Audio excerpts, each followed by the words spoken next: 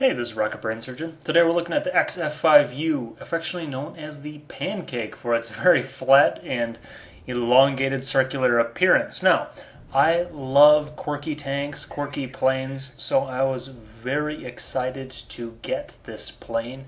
Just wonderfully excited. This plane is the reason that I went up the line, and it's pretty much disappointing. And by disappointing, I mean this is an abomination. It is just awful. And it has everything to do with that stupid shape of the plane. You never know how much you miss something until it's gone, and the X5U is very typical of that. The fact that the whole darn thing is like a pancake, you can see there's no fuselage, there's no tiny thin fuselage, there's that massive flat fuselage, or I don't know what you call that. But that big flat wing is massive, and it catches every single bullet that comes its way.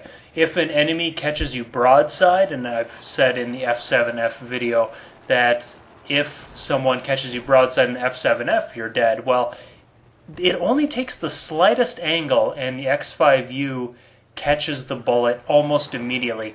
This is a real problem. It wouldn't be so bad if it was at like tier 7, but at tier 8 with a lot of the jets that you're going to be seeing at tier 8 and tier 9, you have no defense. You can't dodge fast enough. The roll rate is just not going to be there. So you're a sitting duck most of the time. Normally on a lot of heavies I'd say drag the enemy to teammates, but the X5FU just doesn't even have that option. You're going to be dead before you get to teammates no matter what.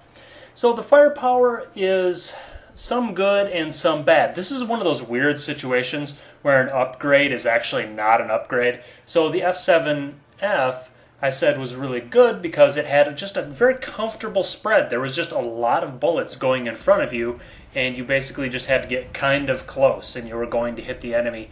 The Pancake is relatively accurate, so the bullets will be heading in a stream where you may or may not want them. So in theory, it's actually better because it's more accurate. In practice, it's annoying in comparison to the F7F. The F7F just has such easier gunnery in comparison. So that was odd. The damage of the guns is pretty good. The effective range of the guns is pretty good. The heat of the guns is pretty good. You could take out a GA in one pass. That's kind of my effective gunnery for a heavy. You need to be able to deal with a heavy in one go. Here I didn't have a very good line on the IL-8, and I still took him to relatively low HP from 500 meters. If I had 800 meters, that guy was just going to die. There was nothing there. So the firepower was good. It's still not going to be able to head on anything like a 262. And on that note, talking about the mobility of the plane, the boost is very good. The boost propels the Pancake forward quite well. However, you're never going to reach a really good top speed, so there's no escape velocity.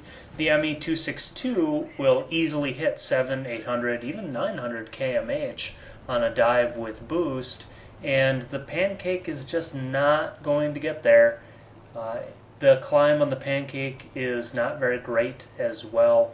Everything is boost dependent when you're talking about mobility.